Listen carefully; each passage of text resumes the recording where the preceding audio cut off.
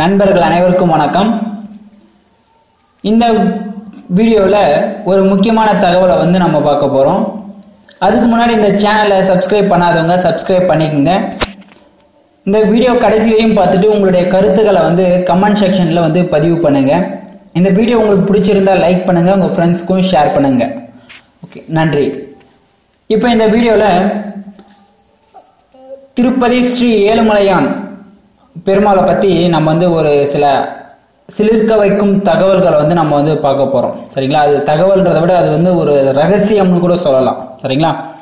இதில் ஒரு சில சீக்ரெட் ரகசியங்கள் இருக்குது. அந்த திருப்பதி ஏழுமலையான் திருவுருவ சிலையில் சில ரகசியங்கள் இருக்குது அப்படின்ட்டு நம்மளுக்கு தெரியாத ரகசியம் இதெல்லாம்.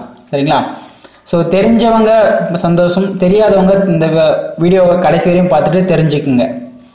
ஓகே, இதில் ஃபஸ்ட்டு என்ன அப்படி ரகசியம் அப்படின்னா, அதாவது திருப்பதி ஸ்ரீ ஏழுமலையான் திருவுருவ சிலையில் இருக்கும் சில ரகசியங்கள். சரிங்களா? ஃபஸ்ட்டு ரகசியம் அப்படின்னு பார்க்கும்போது, அதாவது திருப்பதி கோயிலில் இருந்து, திருப்பதி ஆலயத்தில் இருந்து கிட்டத்தட்ட 1 கிலோமீட்டர் தொலைவில் ஒரு பாறை இருக்கு, அபூர்வ ரக பாறை இருக்கு. அந்த பாறையோட பேர் சிலா தோரணம்ன்ற அபூர்வ பாறை. இந்த பாறையுடைய ஏஜ் பார்த்தீங்கன்னா, வயசு பார்த்தீங்கன்னா 250 கோடி வருடங்களா அந்த பாறை அந்த இடத்துல இருக்கு. இதுல மிகப்பெரிய ஆச்சரியம் என்னன்னா, அந்த சிலா தோரணம்ன்ற பாறை உலகத்திலேயே அங்க மட்டும்தான் இருக்கு.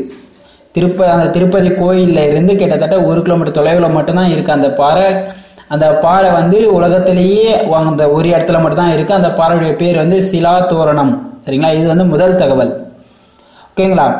இதுல என்ன இதுக்கும் அந்த பாறைக்கும் இந்த திருவுருவ சிலைக்கும் என்ன ஒற்றுமை அப்படின்னு பாத்தீங்கன்னா, இந்த பாறையுடைய, அதாவது இந்த பாறையும் சாமியுடைய திருவுருவ சிலையும் ஒரே விதமா தான் இருக்குன்றாங்க. சரிங்களா?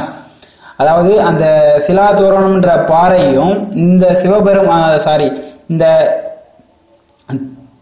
ஏழுமலையான் திருவுருவ சிலையும் ஒரே மாதிரி இருக்கு, திருவுருவ சிலையும் ஒரே மாதிரி இருக்கு அப்படின்னு சொல்றாங்க. இது முதல் தகவல். இரண்டாவது ரகசியம் அப்படின்னு பார்க்கும்போது, அந்த திருப்பதி ஸ்ரீ ஏழுமலையான் திருவுருவ சிலைக்கு தினமும் பச்சை கற்பூரம்னு சொல்லிட்டு ஒன்று சாத்துறாங்க. சரிங்களா? அதாவது அந்த பச்சை கற்பூரத்தை ஒரு சாத்துறாங்க அந்த திருவுருவ சிலைக்கு. அந்த பச்சை கற்பூரம்ன்றது என்னன்னு பார்த்தீங்கன்னா, ஒரு ரசாயனம், ஒரு வேதிப்பொருள் அப்படின்றாங்க. சரிங்களா? ஒரு வகை அமிலம் அது. சரிங்களா? அந்த பச்சை கற்பூரம்ன்றது ஒரு வகை அமிலம். அந்த அமிலம் சாதாரண கல்லில் பட்டுதுன்னா அது அதாவது ஒரு எரிச்சல் தன்மையுடைய அமிலம் அது. சரிங்களா? நம்ம ரொம்ப நமைச்சல் ஏற்படுத்தக்கூடிய தன்மை கொண்ட அந்த அமிலத்தை சாதாரண பாறையில நம்ம 1 நாள் 2 நாள் தடணும்னா அந்த பாறை பிளவுபடும். சரிங்களா? பிளவுபட்டு உடையும் தன்மை கொண்டது அந்த வேதிப்பொருள். அவ்வளவு சக்தி வாய்ந்த அந்த வேதிப்பொருளை கொண்டு தயாரிக்கப்பட்ட அந்த பச்சை கற்பூரத்தை அந்த ஸ்ரீ ஏழுமலையானுடைய திருவுருவ சிலைக்கு தினமும் சாத்துறாங்க. சரிங்களா? தினமும் செய்யறாங்க. 1 நாள் 2 நாள்ல அந்த திருவுருவ சிலை கல்லானது. அதுக்கு தினமும் அந்த பச்சை கற்பூரத்தை சாத்துறாங்க. அப்படி சாத்தும் போது அந்த சிலை பிளவுபடுறது கிடையாது. திருவுருவ சிலை பிளவுபடுறது, எந்த ஒரு மாற்றமும் ஏற்படுறது கிடையாது. எப்படி இருக்கும் அப்படியே தான் இருக்கு. சரிங்களா? இப்போ இந்த சிலைக்கும் அந்த சிலா தோரணம்ன்ற பாறைக்கும் ஒரு ஒற்றுமை இதுலயும் இருக்கு. அதாவது இந்த பச்சை கற்பூரம்னு சொல்லக்கூடிய இந்த ரசாயனத்தை அந்த பாறையில தடவினாலே அந்த பாறை உடையறதுலன்னு சொல்றாங்க, பிளவுபடுறதில்லை அப்படின்னு சொல்றாங்க. ஸோ இது ஒரு ஆச்சரியமான தகவல் தான் இது. சரிங்களா? ஒரு ரகசியம் கூட சொல்லலாம். அந்த சிலா தோரணம்ன்ற பாறை 1 கிலோமீட்டர் தொலைவில் இருக்கு அந்த கோயில்ல இருந்து.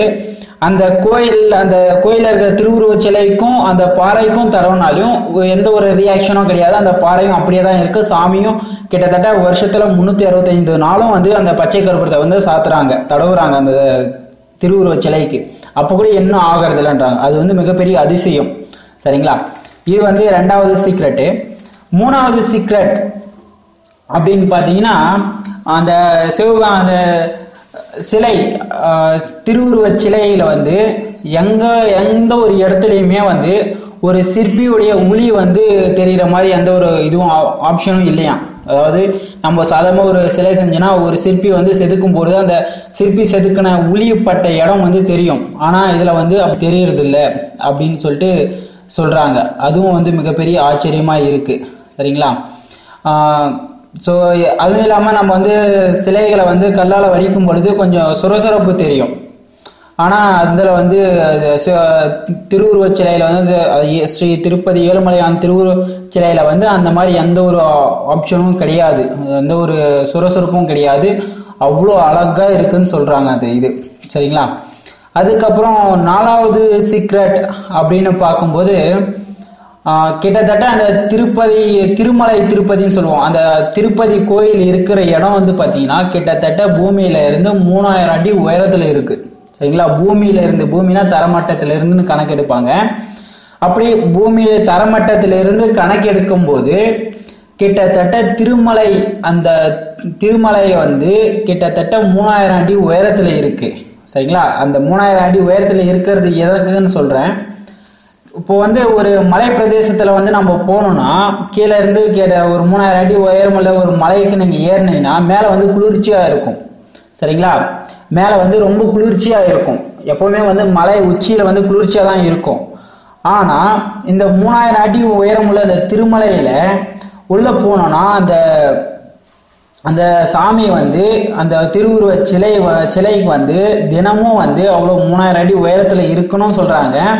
பிளஸ் அந்த திருவுருவ சிலைக்கு வந்து திருப்பதி ஏழுமலையான் திருவுருவ சிலைக்கு வந்து தினமும் காலையில 4:30 மணிக்கு குளிர்ந்த நீர் மற்றும் பால் மற்றும் வாசனை திரவியங்களை கொண்டு பூஜைகளை செய்யறாங்க. சரிங்களா. பூஜைகளை செய்யறாங்க. ஸோ அவ்வளோ வந்து குளிர்ந்த தண்ணியை ஊற்றி அந்த சாமிக்கு வந்து அபிஷேகம் செய்யறாங்க. தினமும் 365 நாளும் செய்யறாங்க. இருந்தாலும் அந்த சாமி இருக்கிற மூலஸ்தானம் ஸ்ரீ திருப்பதி ஏழுமலையானுடைய திருவுருவ சிலை அமர்ந்திருக்கக்கூடிய அந்த மூலஸ்தானம்ன்ற வந்து கிட்டத்தட்ட 110 டிகிரி பேராசூட் அளவுக்கு வெப்பம் இருக்காங்க. 110 டிகிரி வந்து அந்த வெப்பம் வந்து அந்த அளவுக்கு வந்து இருக்கு. அந்த மூலஸ்தானத்தில் உள்ள கருவறையில மட்டும்தான் அந்த வெப்பம் இருக்கு, வெளியில எங்கேயும் இல்லை அப்படின்றாங்க. ஸோ இதெல்லாம் வந்து பார்த்தீங்கன்னா ரொம்ப ஆச்சரியமா இருக்கு. எப்பவுமே வந்து எந்த ஒரு பகுதியும் வந்து அவ்வளோ மலை உச்சியில இருக்கிற குளிர்ந்த ஒரு இடம் வந்து இப்போ ஃபார் எக்ஸாம்பிள் வந்து நீங்க குற்றாலத்துக்கு போறீங்க அப்படின்னா ஒரு வீட்டுக்குள்ள போனீங்கன்னா 110 டிகிரி வெப்பம் வர சான்ஸ் இருக்குங்களா? இல்லை. ஆனா அங்க இருக்கு. இதனால வந்து நான் என்ன சொல்ல வரேன், இதனால வந்து இப்போ வந்து இந்த மாதிரி சீக்ரெட் எல்லாம் வந்து இருக்கு அந்த திருவுருவ சிலையில அப்படின்னு சொல்லிட்டு சொல்றாங்க. இது எல்லாமே உண்மை. சரிங்களா. இது வந்து பொய் கிடையாது, உண்மை. 100% உண்மையான விஷயம். இதெல்லாம் யாரும் வந்து உண்மை இல்லை பொய்ன்னு சொல்லிட்டு யாரும் மறுக்க முடியாது. சரிங்களா. அப்புறம் இதுல வந்து மிகப்பெரிய அதிசயம் என்னன்னு பாத்தீங்கன்னா அந்த திருப்பதி ஏழுமலையானுடைய திருவுருவ சிலை அமைந்திருக்கக்கூடிய அந்த கருவறையில தான் புவியீர்ப்பு சக்தியும் பூமியினுடைய காந்த சக்தியும் அதிகமா இருக்கு. சரிங்களா. புவியீர்ப்பு சக்தியும் காந்த சக்தியும் அதிகமா இருக்கு. ஒரு கோயில் வந்து சரியான இடம் வந்து எல்லா கோயிலும் இப்போ உலகத்துல நம்ம எல்லா ஊர்லயும் பயங்கரமா நிறைய கோயில் வந்து கட்டுறாங்க. எல்லா கோயிலும் வந்து ஃபேமஸ் ஆகிறது கிடையாது. சரிங்களா. சக்தி இருக்கு, சாமிக்கு சக்தி இருக்கு. பட் நம்ம வழிபடும் விதம், அந்த கோயில் அமைக்கப்படும் இடம், முக்கியமா அந்த கருவறையில் உள்ள அந்த சிலையை அமைக்கும் இடம், இது 3 வந்து ரொம்ப முக்கியமான விஷயம் ஒரு ஆலயத்தை எழுப்பும் பொழுது. அப்படி இருக்கும்போது அவங்க வந்து ரொம்ப பார்த்து தான் அந்த கோயிலை வந்து எழுப்பியிருக்காங்க. திருப்பதி கோயிலை வந்து அங்க கட்டியிருக்காங்க. ஸோ அதுல வந்து மிகப்பெரிய ஆச்சரியம் வந்து யாரும் வந்து சில பேர் ஒத்துக்கிறாங்க, சில பேர் வந்து ஒத்துக்க மாட்டேன்றாங்க. பட் ஆனா இருக்கிற ஒரு ஃபேக்ட் இதுதான். அதாவது அந்த சுவாமி இருக்கிற மூலஸ்தானம் வந்து பாத்தீங்கன்னா ரொம்ப குறுகிய இடமா தான் இருக்கும். நீங்க கோயிலுக்கு வேணா போய் பாருங்க. ஃபர்ஸ்ட் என்ட்ரன்ஸ் கொஞ்சம் பெருசா இருக்கும், கொஞ்சம் உள்ள போனோம்னா கொஞ்சம் அகலம் வந்து கம்மியாகும், இன்னும் கொஞ்சம் உள்ள போனா கொஞ்சம் குறையும். அதுக்கப்புறம் உள்ள போனீங்கன்னா சாமி இருக்கிற மூலஸ்தானம் பார்த்தீங்கன்னா ரொம்ப சின்னதா இருக்கும். அப்படி இருக்குந்தாதான் அந்த சாமியுடைய அந்த பவர் வந்து அங்க இருக்கும். ஸோ அந்த பவர் இருக்கும்போது நாம ஏன் தினமும் நம்ம வந்து வருஷத்துல மாசம் ஒருத்தர் போவாங்க, வருஷத்துக்கு 6 மாசத்துக்கு ஒரு முறை போவோம். ஏன் அப்படின்னா அந்த சுவாமி கிட்ட போகும்போது அந்த சுவாமியுடைய அனல் அந்த சக்தி, அந்த என்ன சொல்றது, புவியீர்ப்பு சக்தி பிளஸ் காந்த சக்தி, இது வந்து அங்க வந்து பிரகாசமா இருக்கும். ஸோ நம்ம அங்க போகும்போது அந்த சக்தியில வந்து ஒரு பார்ட், ஒரு 100%ல 0.001 அளவுக்கு பர்சன்ட்ல நம்மளுக்கு வந்து அந்த பவர் வந்து நம்மளுக்கு வரும். சரிங்களா? அது அங்கேயே இருந்தாலும் பிரச்சனை இல்லை. ஸோ நம்ம வந்து போய் வந்தோம்னா நம்மளுக்கு ஒரு பாசிட்டிவ் எனர்ஜி கிடைக்கும். அதனால தான் வந்து அந்த மாதிரி வந்து நம்ம வந்து ஏதாவது ஒரு கோயிலுக்கு வந்து போகணும்னு சொல்றது. கோயிலும் போறதுன்றது வந்து பார்த்தீங்கன்னா முக்கியமாக சில நல்ல ஒரு பவர், நல்ல ஒரு வாஸ்து பிரகாரம், ஒரு நான் சொன்ன மாதிரி புவியீர்ப்பு சக்தி, காந்த சக்தி பிளஸ் பாசிட்டிவ் எனர்ஜி இருக்கிற இடத்த சூஸ் பண்ணி தான் வந்து ஆலயத்தை வந்து எழுப்புவாங்க. அந்த காலத்தில் வந்து ரொம்ப ஈஸியாக கண்டுபிடிப்பாங்க. இப்போ வந்து எப்படின்னு தெரியல. ஸோ அந்த காலத்தில் இப்போ நீங்களே கூட யோசிச்சு பாருங்க கொஞ்சம். இப்போ கட்டுற கோயிலுக்கும் அப்போ இருக்கிற கோயிலுக்கும் வித்தியாசம் உங்களுக்கே தெரியும். சரிங்களா? நம்ம என்னதான் இப்போ வந்து பார்த்தீங்கன்னா, ஃபார் எக்ஸாம்பிள் வந்து இப்போ நம்ம ஊர்லேயே வந்து இப்போ ஏழுமலையானுடைய பெருமாள் சாமியுடைய கோயிலை வந்து கட்ட ஆரம்பிச்சிட்டாங்க. அங்கங்கே எனக்கு தெரிஞ்சு கூட நிறைய கட்ட ஆரம்பிச்சிட்டாங்க. பட் என்னதான் நம்ம கட்டினாலும் இப்போ ஓம் சக்திக்கு மேல்மருவத்தூர் ஆதிபரா சக்தின்னு சொல்றாங்க. நம்ம என்னதான் அங்கங்க ஓம் சக்தி கோயிலை வந்து எழுப்பினாலும் நம்ம வந்து முக்கியமாக பார்க்கறது வந்து மேல்மருவத்தூர் ஆதிபரா சக்தியை மட்டும்தான். அதே மாதிரி எங்கதான் வந்து ஏழுமலையானுடைய கோயில் இருந்தாலும் நம்ம பார்க்கறது திருப்பதி மட்டும்தான். ஸோ அந்த மாதிரி தான் இங்க வந்து குறிப்பிட்ட பகுதியில் மட்டும்தான் அந்த பூமியுடைய காந்த சக்தி அதிகமாக வெளிப்படும். சரிங்களா?